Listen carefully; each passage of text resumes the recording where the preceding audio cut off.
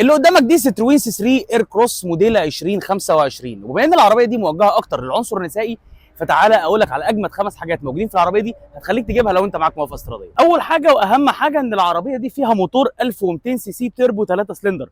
الموتور ده متوصل على فتيس 6 سرعات، بيطلع 110 حصان، وبيقدر يمشيك في اللتر الواحد لغايه 17 كيلو. يعني مفيش ولا احلى ولا اجمد من كده في استهلاك البنزين. وبما ان العربيه دي موجهه للعنصر النسائي، يبقى لازم ندور على راحه البال، مش عايزين وجع الدماغ. العربيه دي مواصفات خليجيه وداخله ضمان في مصر، حصل فيها حاجه هنشيلها هيلا بيلا وندخلها التوكيل وعلى بيتنا طوالي.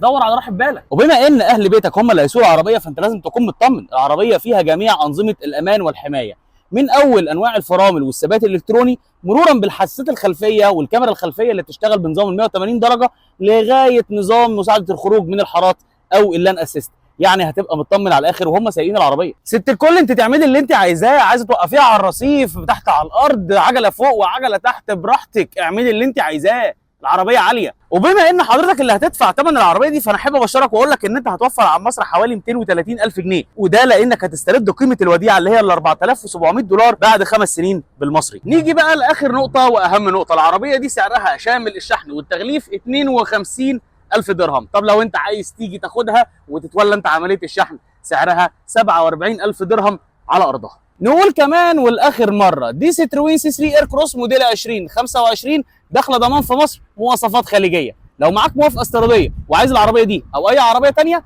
كلمني على الرقم اللي قدامك على الفيديو.